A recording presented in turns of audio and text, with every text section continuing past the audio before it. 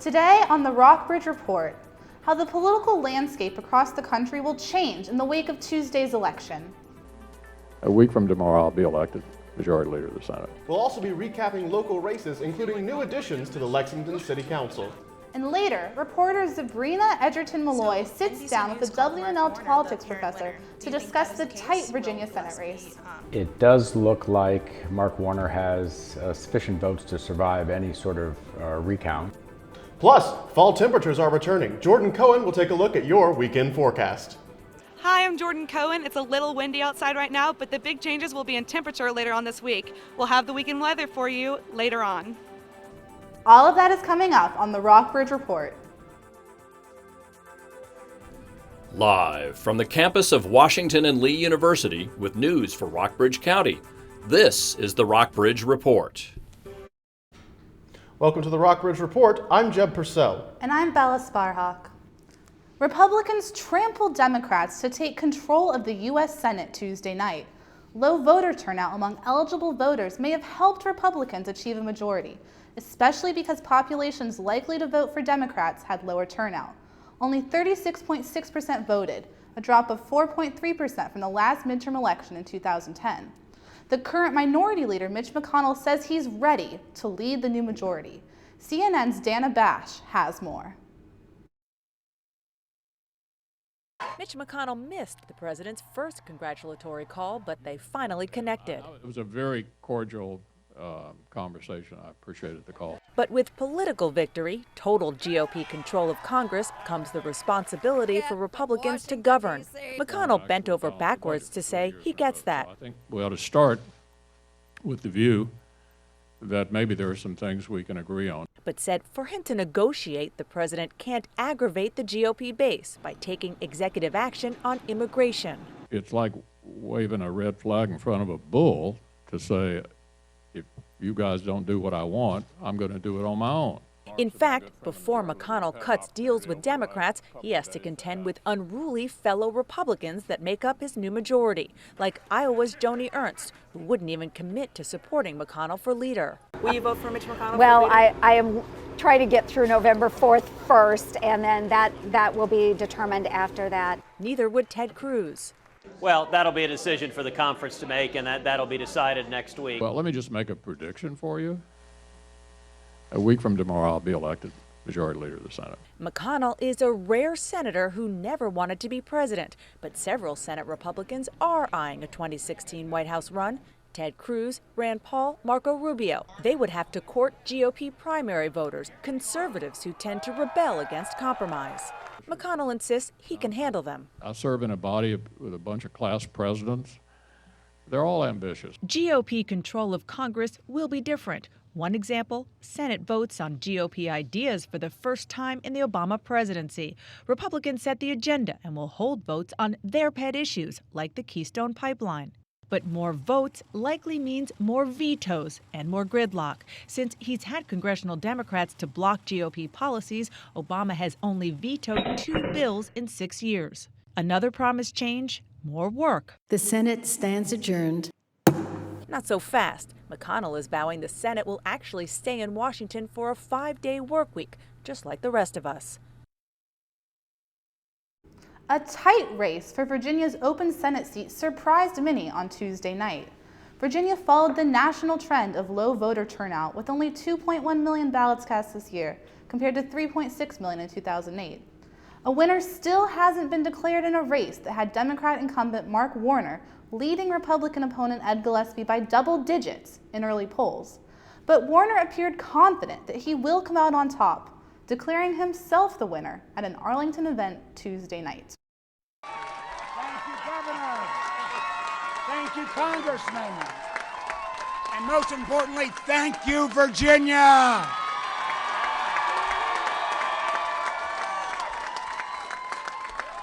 Well, it was a hard-fought race. It went a little longer than we thought. I want to congratulate also Ed Gillespie. He ran a hard-fought campaign. I've known what it's meant to come up a little bit short against a Warner a few years back.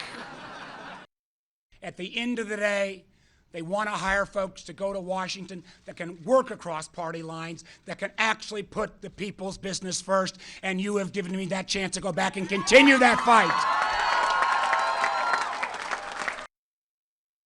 But Gillespie isn't giving up. The Republican trails Warner by almost 17,000 votes. Look, thank you very much. Thank you all so much. It is so great to see so many friends and supporters here, and I can't thank you enough for all of your hard work. Unfortunately, some campaigns last longer than others, and I'm going to need a little more hard work. Obviously, we all know the process here in the Commonwealth of Virginia, and we know that there will be a canvass that commences tomorrow, and you know, we will have a better sense. There are still some precincts remaining out as well, and obviously a very close race. Things weren't so close in Lexington, where an incumbent member of the city council lost in a four-way contest. Reporter Samantha Yates says Mary Harvey Halseth is out and two newcomers are in. Incumbent Mary Harvey Halseth lost her seat on Lexington City Council Tuesday in a four-way race for 3 seats.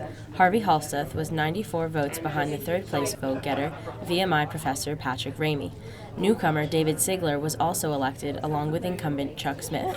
Both Sigler and Ramey think their young age will bring diversity to the council, and Lexington voters seem to agree. On some of the issues that I think were most important to this election, there's something of a divide between retirees and younger people. I think some of the old and some of the new we need. I don't think it's unusual in this election, in this political environment, for an incumbent to lose. For the Rockbridge Report, I'm Samantha Yates. One win that was no surprise on Tuesday was Representative Bob Goodlatte's retention of his 6th District House of Representatives seat. The Associated Press reported that Goodlatte had more than 130,000 votes. Tiny Glasgow had one of the most competitive local race elections. Hung on to their seats. Roger Funkhauser, Sonny Williams, and Mike Turner defeated challengers R. Guy Kendall and Tom McClanahan. In a special election to fill a seat left open after John Hill's resignation, former council member Monica Dock beat Lee Duke. Prior to the election, candidates and voters complained of growing contention among council members. I think to get some good people in here to run this town right, we need more to know what they're doing. But not a single new face was elected to the council. The re-elected council members say their next step is to move forward with water and sewer system upgrades and to attract new business into the town. For the Rockbridge Report, I'm Rachel Adams-Hurd. Tiny Glasgow had one of the most competitive local election races this year. Rachel Adams-Hurd has the story. On Tuesday in Rockbridge County Circuit Court, a trial date was set. Why am I not reading that? In Glasgow, 3 town council members hung on to their seats. Roger Funkhauser, Sonny Williams, and Mike Turner defeated challengers R. Guy Kendall and Tom McClanahan in the special election to fill a seat left open after John Hill's resignation. Former council member Monica Dock beat Lee Duke. Circuit Court, a trial date was set for Nicholas Hansel, the W&L student charged with killing another student in a crash last December. Judge J.T. Sweat scheduled a 4-day jury trial for January 20th. The judge also addressed a letter filed by a journalism professor at Washington and Lee, requesting that the plea agreement rejected in August be unsealed. Judge Sweat questioned whether a private citizen had standing to question a decision by the court and ordered both the prosecution and the defense to file a brief opinion of their opinion. The judge will revisit this issue in court on December 10th. Coming up, Jordan Cohen has your weekend forecast.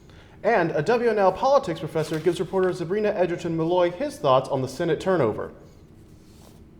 Term president tends to go overwhelmingly against the party in the White House. And later, we'll have voters' reactions to the constitutional amendment that passed Tuesday night. Stay with us.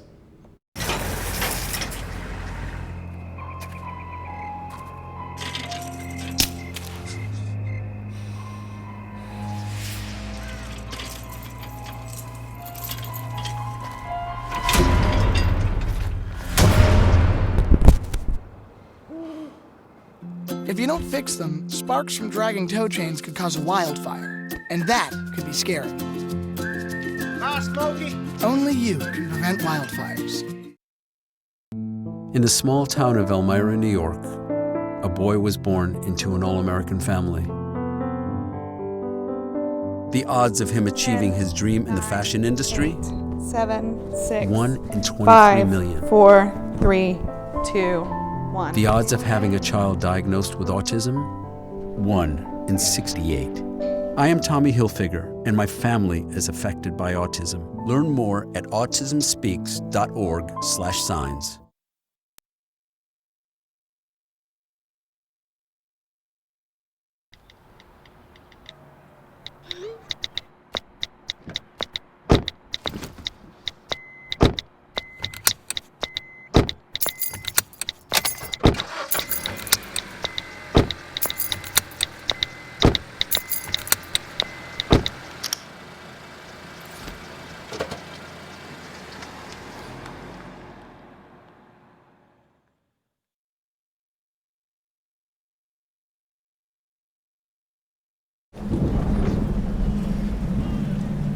He's on his way. He doesn't even know that we're here.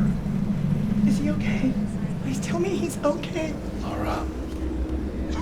Okay, try to call him again. There's no signal. Try! Nothing's working. Well, just Everything's down.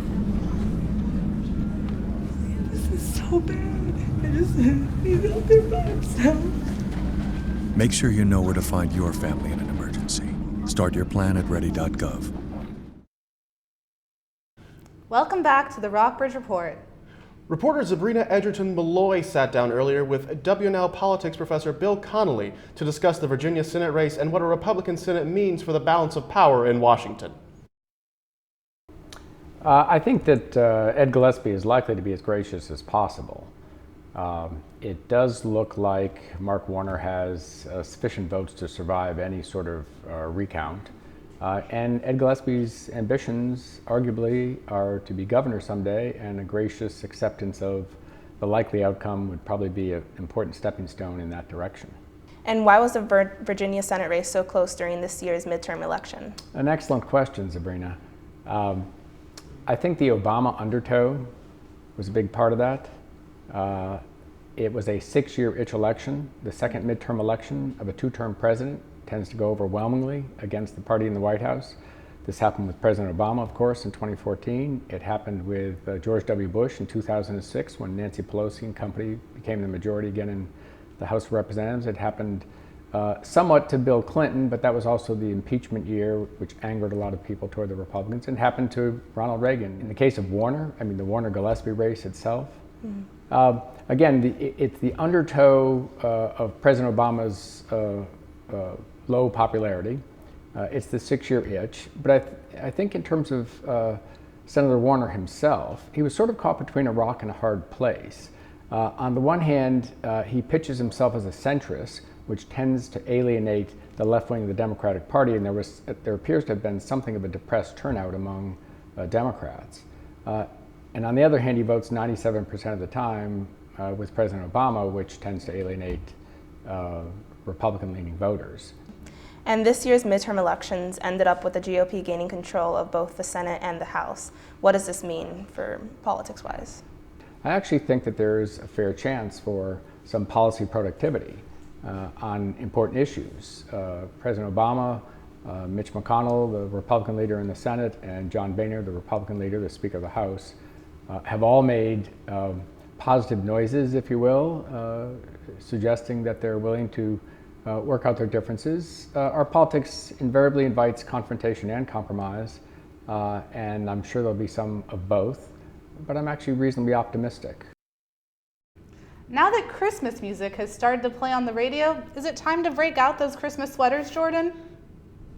Well, it's not Christmas time quite yet. In fact, we're having some pretty stormy weather here in Lexington today. It's currently 53 degrees with a high of 63 for the day and a low of 39. The wind speed is about 25 miles an hour coming out of the northwest with the humidity about 76% and visibility at about 7 miles. If we take a look at the satellite, we'll see some pretty heavy rain forming over the Lexington area, but that should be gone by tomorrow and we'll be seeing sunny skies again. Taking a look at our surrounding cities, pretty much everyone is seeing that 50 degree weather and somewhat rainy, with the exception of Covington, who's experiencing some chillier temperatures in the 40s. If we take a look at what's happening for the rest of the week, we'll see that tomorrow things will be sunny again, with highs in the 50s and lows in the 30s. And Saturday and Sunday as well, we'll see highs in the 50-degree range and lows in the 40s or high 30s. And taking a look at Monday and Tuesday for the work week, we'll see a high of 55 degrees on Monday and a low of 40, and then a high a little bit warmer on Tuesday of 61 degrees and a low of 40. That's all for the weather today. Bella, back to you. Thanks, Jordan. Coming up, what voters thought of the constitutional amendment that passed in Virginia Tuesday. W&L professors voted on canceling classes on Martin Luther King Jr. Day, what they decided next. And we'll have sports anchor Kaylee Wells with the latest from your local teams. Stay with us. Hi, may I please have an application? Thank you.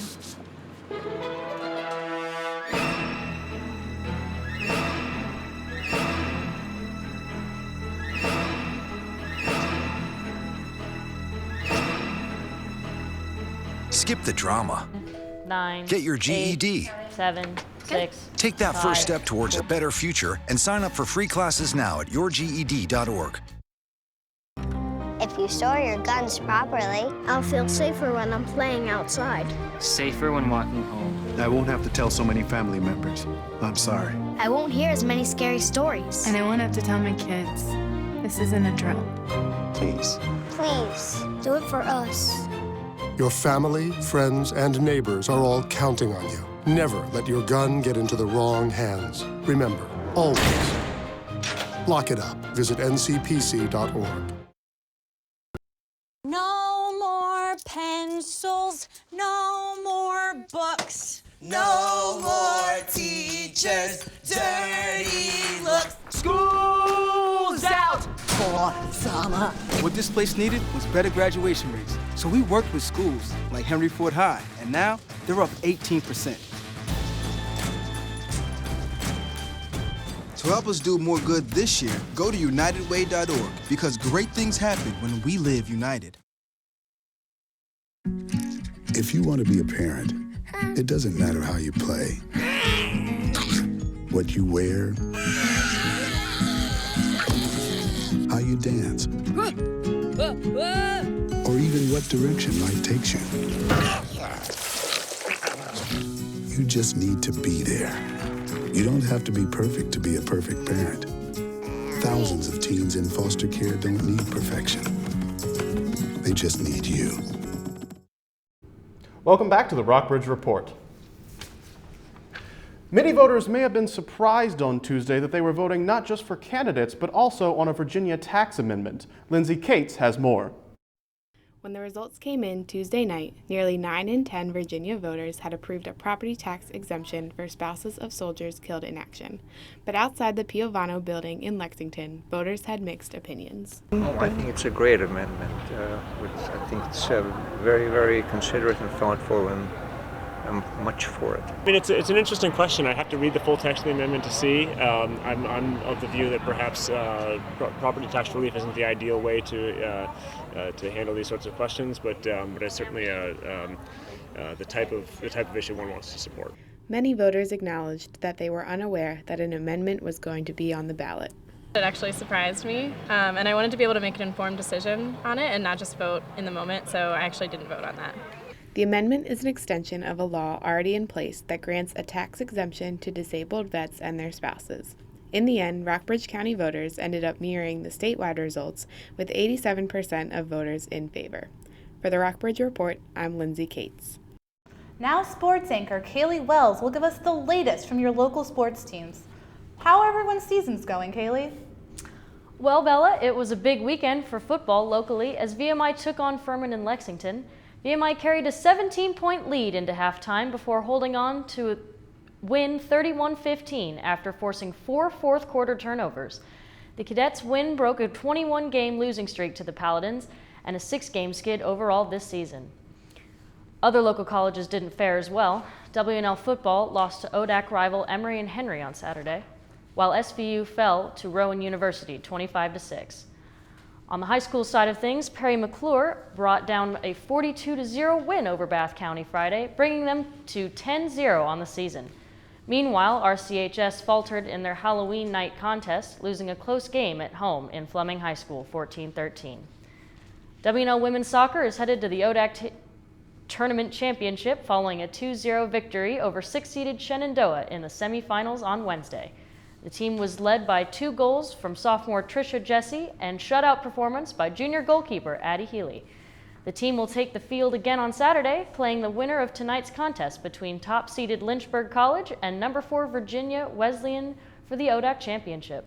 And on the hard court, WNL Volleyball scored a narrow 3-2 victory over the Randolph Wildcats to secure a spot in the ODAC semifinal. Meanwhile, SVU Volleyball claimed the number 2 seed in the upcoming Capital Athletic Conference Championship on Saturday with a 3-0 win over Penn State Harrisburg. This is SVU's first ever appearance in the CAC tournament, which will be held this year on their home court at the Knight Sports Arena in Buena Vista. And that's all for sports. Back to you. Thanks, Kaylee. WNL faculty decided Monday to cancel classes on Martin Luther King Jr. Day next academic year. The university will still hold classes on MLK Day this academic year. University Provost Daniel Wuba announced the decision to the undergraduate students in an email Tuesday. University policy indicates it is the responsibility of the faculty to decide any changes to the academic course calendar. Construction of the new Center for Global Learning at Washington and Lee University is about to get louder. Workers are expected to be blasting to remove rock from the site over the next 6 weeks starting Wednesday. School officials say 2 to 4 blasts per day will occur between 11 a.m. and 2 p.m. A series of horns sound a signal each blast. Construction workers are also directing pedestrians away from the site. That's all for tonight. Thanks for tuning in, and be sure to check us out on Twitter and our website, rockbridgereport.washingtonandlee.net. Thanks, and have a great night.